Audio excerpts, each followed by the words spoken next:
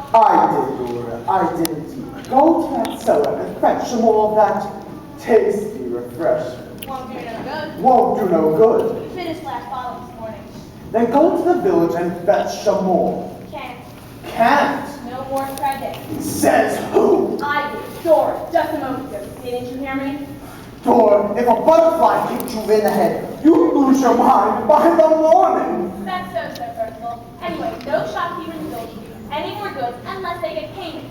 And unless they get something on account, they said they'll take action. On account of what? On account of you never pay your bills. I am a gentleman. A gentleman never pays his bills. He owes them. That's the fashion. Tell that to the greengrocer. Mind your tongue, you wretched hireling. Oh, sir, you have no right to speak to me that way. The things I must endure. But if I don't put up with a slavey housekeeper, she may leave.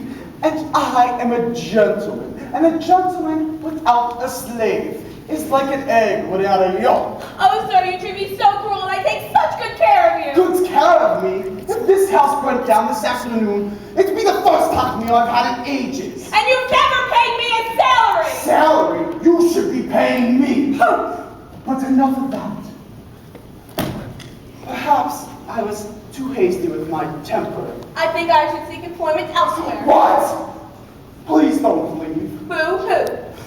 What dainty fingers. Which ones? All 11.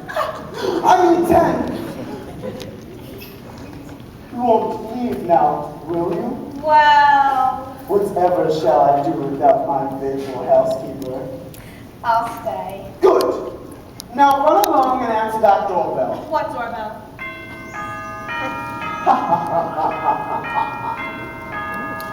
That doorbell. Yes, Sir Percival. I'd no sooner kiss a salmon. Lawyer Gilmore, Sir Percival. Ah, Lawyer Gilmore. How are you this afternoon? I've been going over your accounts, so I can only say it would be better if you lived. Likewise. A miser is a man who lives within his income, also known as a magician. I am neither. You're snapping as a comeback, Sir Percival. Like your checks. Why don't you try bringing me some good news? Look at these accounts. Overdue, overdue, overdue. You're repeating yourself. Gambling debts are enormous. You never invest. All you do is spend.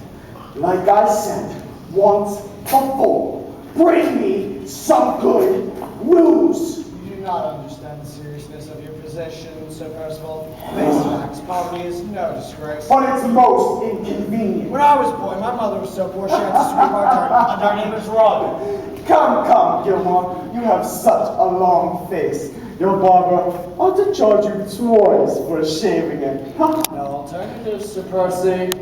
You'll have to sell your ancestral home. Sell Blackwater Park! I no sooner sell my heart, if I had one. Then there's nothing I can do. It's bankruptcy court. You do underestimate me. You have some plans to save your estate.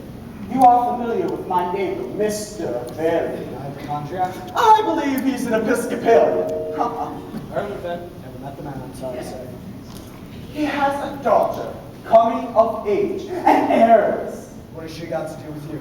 Matrimony, my dear Gilmore, matrimony. Is the girl back with the man? Why do you ask? I'm only trying to understand why she would want to marry you. What is wrong with me? Quite frankly, your reputation stinks.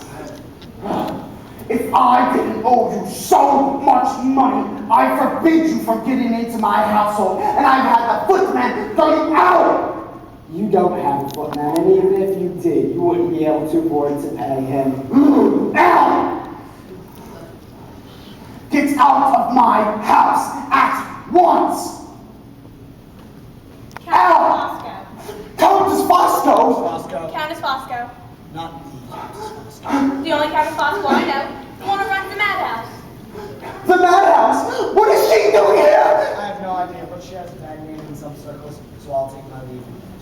Take it wherever you like. I wish you welcome nuptials.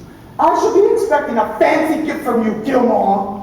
and you shall receive it when and if the marriage takes place, and for your sake the sooner the better. You understand? I do. Ow! That from Mr. Fairley's niece.